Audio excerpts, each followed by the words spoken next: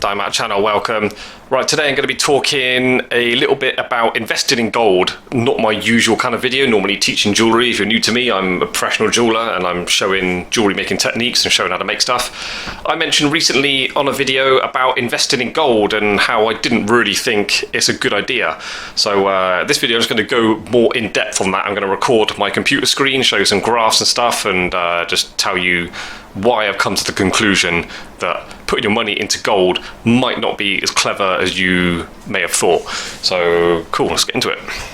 Okay, so I'll try and keep this short. There's a few things to explain about. I've been in Japan 5 years, yeah, but probably about 2 years before I came here, we were sort of, me and my wife were talking about moving here, because London's not the most friendly place for raising children, starting a family. Everything's just super expensive and it's a dangerous place. It's even worse nowadays.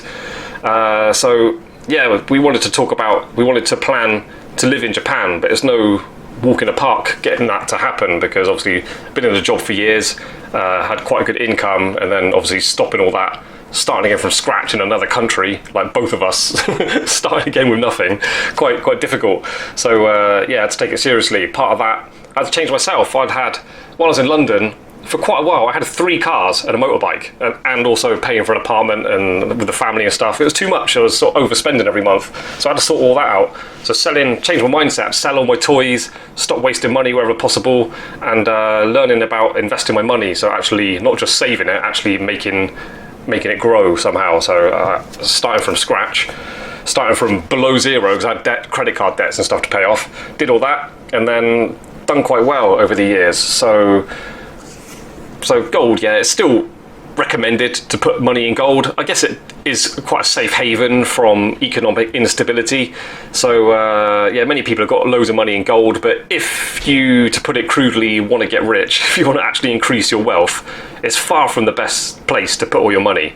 So I've done a bit of research over the years, and I don't have any gold. I put my money elsewhere. So let's compare gold to other commodities so we can see whether it's a good place to put your money or not. Okay, another well-known commodity is corn. Corn is widely traded all over the world. What happens when corn prices go high? Farmers will plant more of their land with corn. They may even change other crops to corn because they're getting more money for it. They're selling it easier, selling more of it than the other crops. So the supply increases, and then with the increased supply, the price comes down because there's more of it. So comparing that to gold, when gold prices are high, they can mine more. They reopen old mines that were no longer profitable because there's not enough gold coming out of them. They may become profitable again, so they can open up old mines. The mines that are still operational and have been the whole time, they can produce more, they can dig deeper, they can do more, they can sort of widen the area. So increasing the supply again. And just normal people will be cashing in their gold to get it scrapped. There's just more supply, and the higher the supply, more likely is the price will come down again. There's nothing, economists say, nothing cures high prices like high prices. So now let's compare gold to Bitcoin. It's a new asset class and becoming very, very popular amongst the wealthiest people in the world. Literally billionaires are all over it. So yeah, comparing it like I did with corn and gold, when Bitcoin price is high, the miners cannot increase the supply because of the way it's been designed. No matter how high the prices get, you can't mine more, and every 4 years the amount you can mine gets halved. So at the moment, it's just changed recently. I think it was April was a most recent halving, every 4 year cycle. We had one this year, and now it's 450 bitcoins a day could be mined, and way more than that, probably about 20 times that, are being bought every day by big institutional funds. The biggest banks in the world now are now collecting it. People are going mad for it. All the biggest hedge funds, even governments around the world. One thing that I take a lot of comfort in is pension funds. Even Japan's big pension fund, yeah, they're now backing it with Bitcoin, and that's no joke, because Japan have to be very careful. All pension funds, basically, they don't muck about with silly assets. They have to be really confident there's going to be worth more in the future.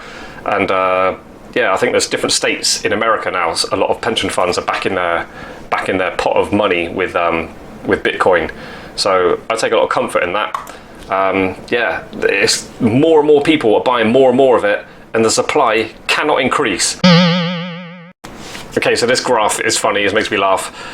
See that top orangey line? That's the NASDAQ, yeah, that's the American Stock Exchange. So you could have just put money in like an index fund for that whole NASDAQ thing. And yeah, it would have done amazing. That's percentage on the side lot. Amazing returns from 2010.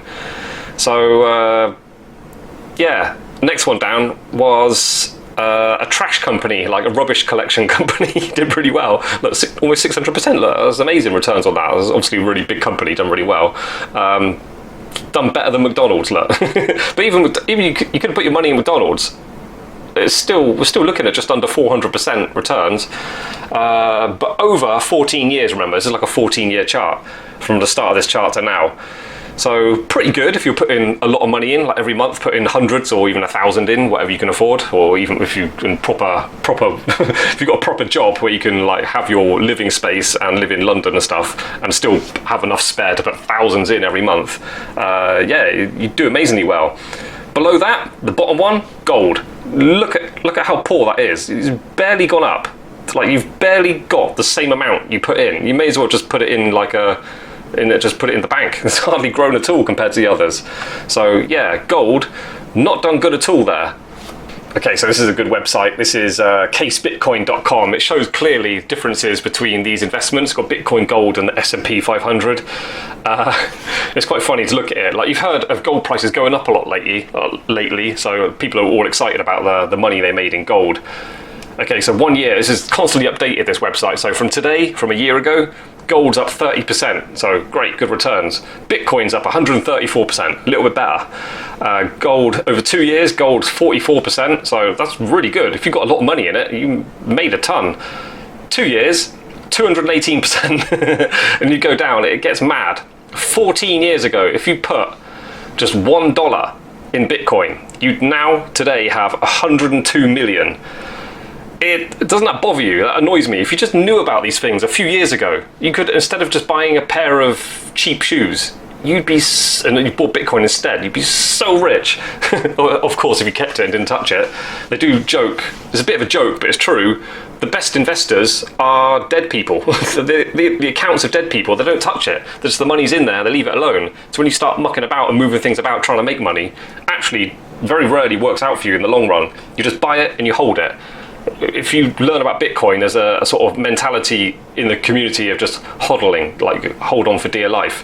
You basically just buy it and you don't ever sell it. And if you can get, I mean, I think it's too late for a lot of people to get one whole Bitcoin, because obviously who's got like 60 something grand to put in spare. If you can get a tenth of a Bitcoin, like now, it might be possible for a lot of people, call it 6,000, just call it $7,000. If you can get a tenth of a Bitcoin and then just look after it, put it in private wallet, cold storage they call it, so it's not on an exchange, it's not in an ETF, you actually have that Bitcoin, have access to it. It's like the Bitcoin's on the blockchain, but you've got to have your own private key for it. And just hold that, like you can literally, if you're like age 40, you're retiring in 20 years, you'll be able to retire early on that tenth of that Bitcoin. People are expecting the prices to go up madly over the next like 10 years. Like one Bitcoin is gonna cost about $1 million in 10 years. A lot of experts are saying. So I'll bring the video to an end. I was finding more stuff online, but it can go on all day. Basically, the value of gold is tied up in the amount being mined, the demand for jewellery and industries. You know, we've got gold in our phones and in computer and stuff, just tiny bits from the chips or whatever they're doing. So there's gold in there, so the industry needs it. You've got countries using it as a reserve asset, and US dollar value and stuff. It all changes the price of gold. Bitcoin, however, is just pure money. There's no like other reason for it. It's just people using it as a store of value and paying for things with it. That's basically all it is. So yeah, and it's a completely hard asset, and you don't have to hide it at home. You don't have to pay some special bank to look after it for you. You can keep it yourself. You can have like a cold wallet, like a key to the blockchain, and yeah, you can have the password for that just stored in your head. So anywhere in the world, you can access it, as long as you've got that machine, that key to get to it. And even if you lose that key, you can get another one and then just put your own code in it, and you program it and gives you access to your Bitcoin again. There's never been an asset like it, and it's certainly, I've done quite well on it. let's get to the point now. Basically, people who've been investing in Bitcoin over the last like 5 years, like I have, or 6 years now, you can't tell people what you've got because it'll be worth so much in the future. I think you're going to regret people knowing what your net worth might be. So yeah, basically, people who've seen my channels before, my videos before on this channel, will verify that I seem to wear the same dirty old crappy t-shirts, like my hair gets overgrown. I live like a pauper because all my spare money just goes into Bitcoin. And yeah, I think it's going to pay off quite well for me. But the thing is, my mindset now is, even though I might be worth millions in the future, I'm still stuck on my old habits of never buying new clothes. So I'm going to be one of those kind of people in the future. Anyway, so yeah, I'll bring it to the end. Yeah, it's the second time I mentioned Bitcoin in this channel over the years. I won't do it again. This is not what I'm about, but it's like a follow-up video of what I did in the past. I mentioned going more in depth on why investing in gold is not, might be the obvious choice for people, but if you actually do a bit of research, it's not the best choice. And I think as the future goes on, as generations change, old boomers are dying off and they may have kept gold. The younger generations will inherit it, and the first thing they'll do is they'll just sell it and buy Bitcoin because it's a better asset and it's going to grow faster and it's more secure and easier to look after, so easier to move around as well. So it's just generally a better place to have your money. Cool, that's it. So a bit unusual for my channel, but if you want to click in like and subscribe, you're new to me. And yeah, thanks again to all the patrons and the Diamond Mouter members. I appreciate you. If you want to become a patron yourself, it's patron.com/diamondmouter.